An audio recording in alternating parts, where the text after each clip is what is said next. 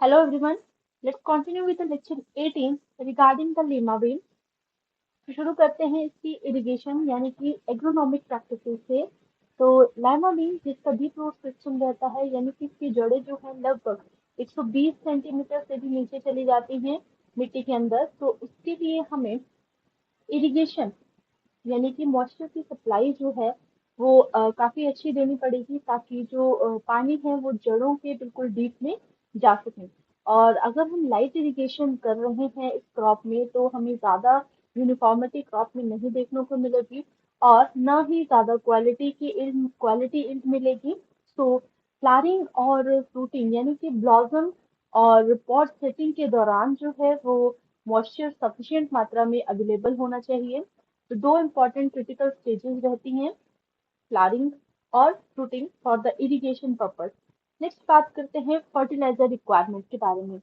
यानी कि इस क्रॉप को कितने फर्टिलाइजर्स की रिक्वायरमेंट रहेगी वो डिपेंड करेगा क्रॉप टू क्रॉप और एरिया स्पेसिफिक। सबसे पहले हमें जिस एरिया में हम यानी कि जिस भी सॉइल में कल्टीवेशन की जाएगी लाइमा बीन की, वहाँ की जो मिट्टी है उसे टेस्ट करना पड़ेगा। अकॉर्डिंग टू दैट हम FYM NPK की सप्लाई करेंगे। यानी कि कितनी फर्टिलाइजर की रिक्वायरमेंट रहेगी वो ऑल डिपेंड रहेगा regarding the previous status of that particular soil. तो इन जनरल अगर बात करें तो FYM 20 to 30 टन पर hectare, then nitrogen 40 kg, nitrogen 50 kg and 50 kg potash पर हेक्टेयर। तो नाइट्रोजन की जो डोज है वो हम स्टैगर डोज में देंगे। यानी कि सबसे पहली डोज जो है at the time of planting of field preparation के दौरान, then vegetative growth and thereafter जब पॉट्स की फॉर्मेशन होगी उस दौरान हम नाइट्रोजन की रिक्वायरमेंट को कंप्लीट करेंगे। प्लांट्स में अगर नाइट्रोजन की जो कमी पाई जाती है या फिर ऐसी सॉइल्स जहां पर नाइट्रोजन कम मात्रा में उपलब्ध है, वहां पर फ्लावर की ड्रॉप होने की संभावना ज्यादा होती है। इसीलिए हमें ऐसे स्पीशीज को ग्रो करना पड़ेगा जो कि नाइट्रोजन को फिक्स करने में हेल्प करे। तो लीमा बीन एक इम्पॉर्टेंट प्लांट स्पीशीज है जो खुद ही सिम्बायोटिक रिलेशनशिप बैक्टीरिया के साथ करके रूट्स में नोड्यूल की फॉर्मेशन करती है और एटमॉस्फेरिक नाइट्रोजन को जो है वो फिक्स करती है। इसीलिए यही मेन कारण है कि इसमें नाइट्रोजन की जो डोज है वो 40 kg पर हेक्टेयर है as compare to other doses जो कि कम है। देन कल्चरल प्रैक्टिसेस, तो अदर इंटरकल्चर ऑपरेशंस में आपका मल्चिंग आता है और स्टेकिंग आएगा, क्योंकि ये पोल टाइप की अगर लीमा बीन पाई जाती है तो उससे स्टेकिंग की जरूरत पड़ेगी। तो मल्चिंग एक ऐसा इंपॉर्टेंट प्रोसेस है जिसमें हम वीड्स की ग्रोथ को कम करेंगे यानी कि वीड की ग्रोथ को चेक करेंगे। सेकेंडली लाइट इरिगेशन प्रोवाइड करेंगे, लाइट होइंग करेंगे और वीडिंग करेंगे। बट अगर हमें इन स्टेप्स को भी नहीं करना है तो हम मल्चिंग यानी कि एक प्रकार की कवरिंग सॉइल सरफेस पे करेंगे जो बैरियर क्रिएट करेगा सॉइल और एनवायरनमेंट के बीच। यानी कि जो मिट्टी होगी और जो बाहर का एनवायरनमेंट होगा उसके बीच एक बैरियर क्रिएट कर देगा जो कि न केवल वीड्स को ग्रो होने देगा बल्कि पानी का जो लेवल है यानी कि मॉइस्चर को भी मेंटेन करके रखेगा। तो इस प्रकार से हम अ, जो लीमा बीन है यानी कि जो भी बीन है उसको उसकी स्टिकिंग कर सकते हैं, देन उसकी इंटरक्रॉपिंग कर सकते हैं with other crops. Then regarding the harvesting, कैसे हार्वेस्टिंग की जाए तो हैंड पिकिंग कर सकते हैं, डिपेंड करता है कल्टीवार और स्पेसिफिक टेम्परेचर के ऊपर। हम हैंड पिकिंग कर सकते हैं यानी कि जो पीरियड रहेगा पिकिंग का वो लगभग 70 to 110 डेज रहेगा आफ्टर द सोइंग, अगर टेम्परेचर जो है बहुत लंबे टाइम के लिए लो है। Proper harvest stages fresh use के लिए पॉड्स और ग्रीन और इवन सीड मॉइस्चर के लिए लगभग 60 to 70% रहती हैं। तो जितने भी फुली मैच्योर्ड या फिर ड्राइड सीड्स रहेंगे दे शुड बी कंप्लीटली, जो भी ड्राइड पॉड्स रहेंगे उन्हें हम हार्वेस्ट करेंगे। तो इस प्रकार से हम लीमा बीन की जो है हार्वेस्टिंग कर सकते हैं। देन अदर इम्पॉर्टेंट जो ऑपरेशंस रहते हैं वो आपके रहेंगे कि कैसे आप लीमा बीन को पोस्ट हार्वेस्ट हैंडलिंग तक लेके जाएं। तो लीमा बीन को पोस्ट हार्वेस्ट हैंडलिंग के लिए तभी लेके जा सकते हैं जब इसकी कंप्लीट मैच्योरेशन हो जाएगी एंड कम्प्लीटली जो पॉट्स हैं वो ड्राई अप हो जाएंगे। तो इसके लिए ऑप्टिमम मॉइस्चर कंटेंट को मेजर करेंगे टेंट्रोमीटर से, यानी कि हार्वेस्टिंग इंडेक्स एक इम्पॉर्टेंट क्राइटेरिया रहेगा for the post harvest handling के लिए। इल्ड इंच की बात करें तो लगभग 5 से 10 टन पर हेक्टेयर, जो कि डिपेंड और वेरी करेगा फ्रॉम एरिया टू एरिया और according to the different soil conditions. Then fresh green beans की बात करते हैं। फ्रेश ग्रीन बीन्स जो कि इस प्रकार की रहेंगी, उनकी यील्ड लगभग 800 से 1100 केजी पर हेक्टेयर पाई जाएगी। Then about the storage insect, तो स्टोरेज के टाइम जो प्रॉब्लम आती है वो बीन विविल की प्रॉब्लम आती है। और जब भी हम स्टोरेज करेंगे पॉट्स की तो लगभग 5 से 7 degree Celsius along with 90% relative humidity के साथ स्टोरेज करेंगे। अगर जो बीन्स के सीड्स हैं वो इन्फेक्ट होते हैं बीन बीविल से, तो हम इस प्रकार के सीड्स को लगभग 48 आवर्स के लिए ड्राई करेंगे and then we will keep them in a freezing conditions. Freeze conditions में रखने से क्या होगा कि जो बीन विविल होगा वो अटैक नहीं करेगा क्रॉप के ऊपर। तो ड्राई सीड्स जो हैं they will maintain their viability for several years and they can be stored in a cool और dark place में हम उनको जो है वो स्टोर कर सकते हैं। देन नेक्स्ट आता है कि सीड प्रोडक्शन टेक्नोलॉजी कैसे की जाए। लीमा बीन की जो फ्लावर्स हैं वो सेल्फ पॉलिनेटिंग है, but it is considered as a often cross pollinated crop, क्योंकि इसमें जो है नेक्टर प्रोड्यूस होता है और इंसेक्ट स्पेशली बीज जो है वो नेक्टर के ओर अपने आप को अट्रैक्ट करती हैं, जिसकी वजह से कुछ पॉलिनेशन का परसेंटेज जो है इसमें कैरी आउट होता है। That is why it is known as often cross pollinated crop. इसमें प्लांट के कैरेक्टर्स रहेंगे bush and pole type. Root में टैप टैप रूट सिस्टम रहेगा और इसकी जो फ्लावर की रिजेम्बलेंस है वो लगभग और सिमिलरली रहेगी आपकी पीस के अकॉर्डिंगली। देन फ्लावर्स जो है प्रिंसिपली उन फ्लावर्स को हम ऑफन क्रॉस पॉलिनेटेड फ्लावर कहेंगे। Then about the climatic requirement, एक वार्म सीजन की क्रॉप है बट एक्सट्रीम ऑफ टेम्परेचर के लिए बहुत ही सेंसिटिव क्रॉप है। तो मीन टेम्परेचर की बात करें जिसे हम ऑप्टिमम टेम्परेचर कहते हैं किसी भी क्रॉप की ग्रोथ और डेवलपमेंट के लिए, वो लगभग 18 to 24 डिग्री सेल्सियस रहता है, जो कि बेस्ट माना जाता है क्रॉप की कल्टीवेशन के लिए।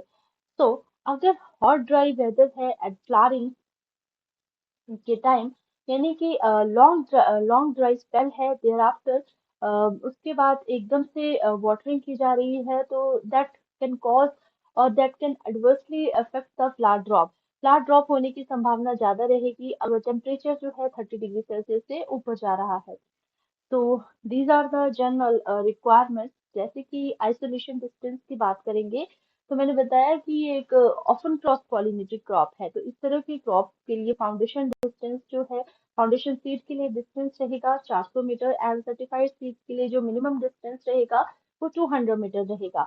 और फील्ड अदर वेराइटीज के सीड्स को जो हम इस इस क्रॉप के साथ जो नहीं होनी चाहिए उनके लिए इतना डिस्टेंस मेंटेन करना इम्पोर्टेंट है सो दैट हम वेराइटल प्योरिटी को और उसकी रिक्वायरमेंट को फुलफिल कर सकें। देन यहाँ पे कुछ ऑफ टाइप के लिए दिया गया है कि केवल 0.10 और 0.20 फॉर सर्टिफाइड सीड्स के लिए हम ऑफ टाइप को एडमिट करेंगे इस तरह की क्रॉप में। देन हम फाइनली इंस्पेक्ट करेंगे क्रॉप को regarding the seed borne diseases, bacterial blight, anthracnose, then ascochyta blight and bean mosaic virus.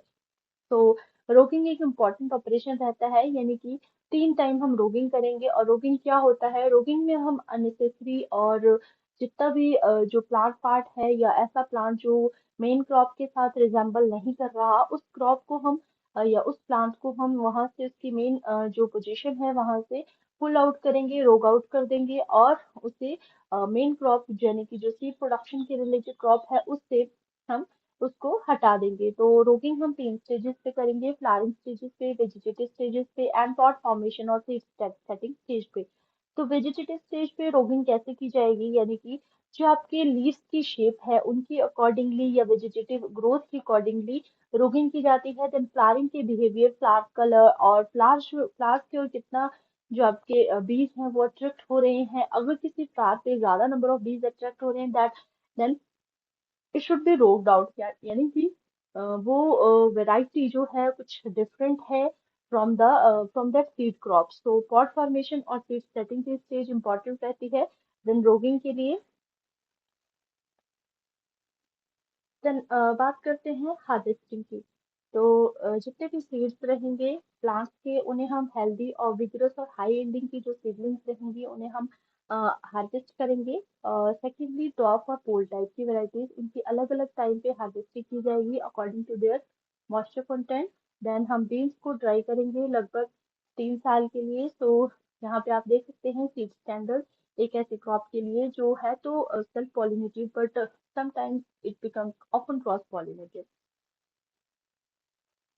Then regarding the some physiological disorders, सबसे पहले ट्रांसवर्स कोटिलिडन क्रैकिंग, तो एक सीड बॉर्न डिजीज है और physiological disorder है जिसमें जो कोटिलिडन है उसकी ट्रांसवर्सली क्रैकिंग हो जाती है जब उसका मॉइस्चर परसेंटेज जो है लगभग 12% से कम रहता है।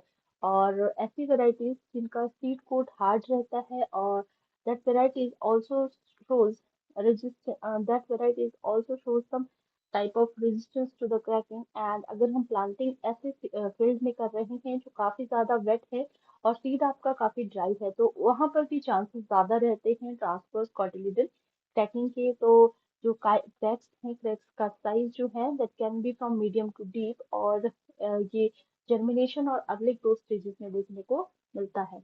देन प्लांट प्रोटेक्शन में लिमा बीन मोज़ाइक वायरस, तो जो कि एफिड्स के थ्रू ट्रांसमिट होता है, और एफिड्स जनरली बीन की क्लियरिंग करते हैं और जो लीफ लैमिना है वहां से पूरी की पूरी सैप को सक करते हैं।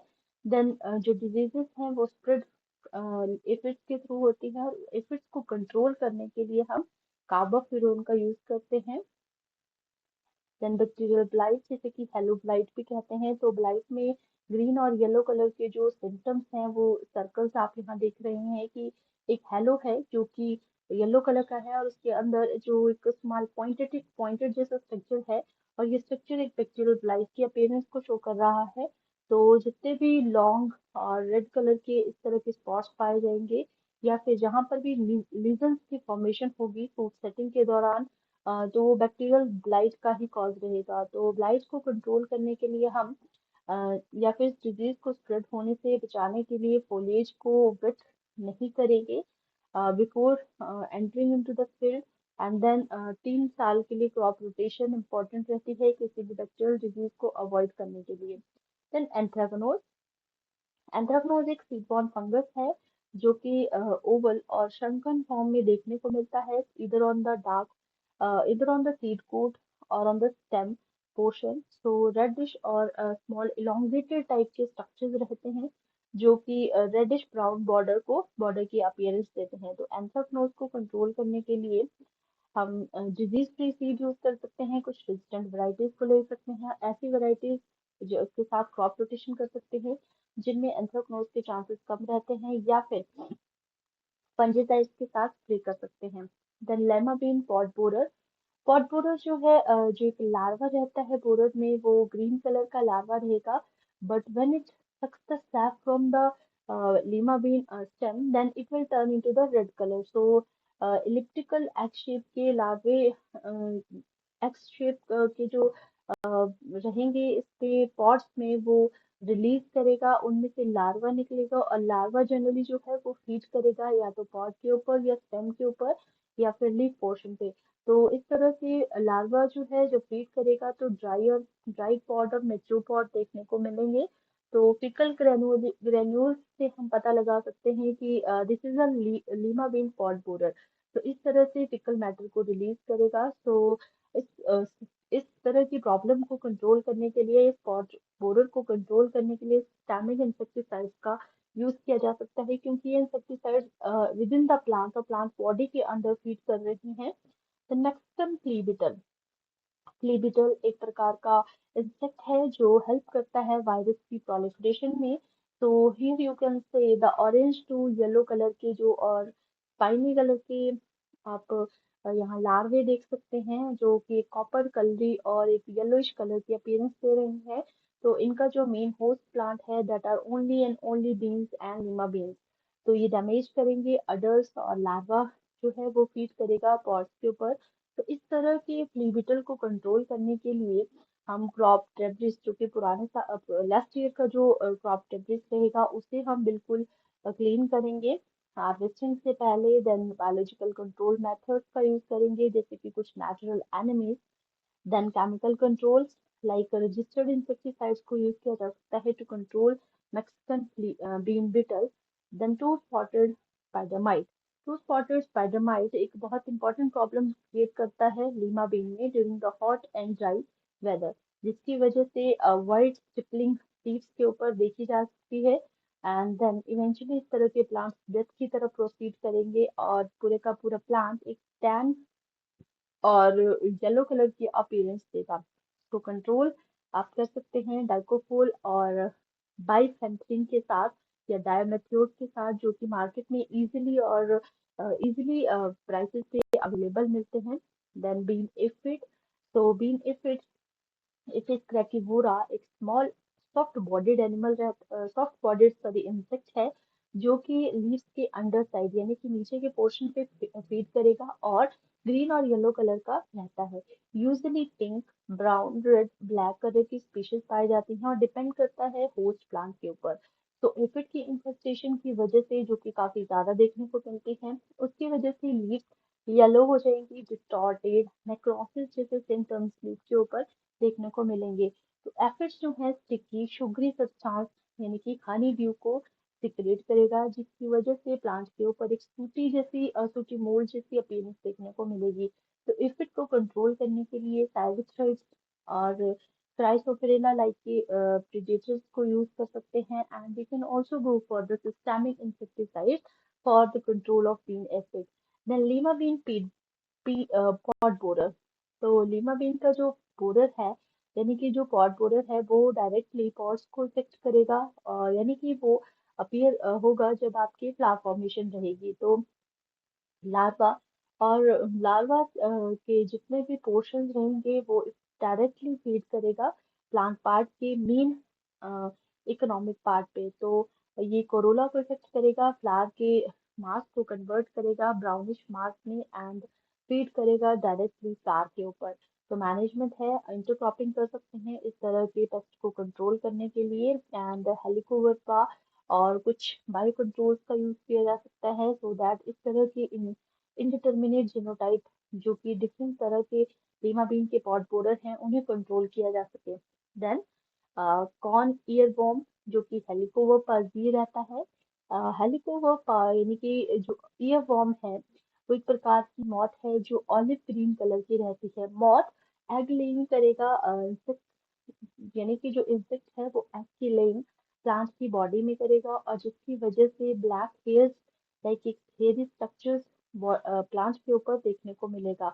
और ये इस प्रकार के प्यूपा रहते हैं जो कि सॉइल में सरवाइव करेंगे। एंड देन लार्वा जो है वो फोलिएज और पॉड्स के ऊपर फीड करेगा आफ्टर द डीहिब्रेनेशन और डीहैचिंग।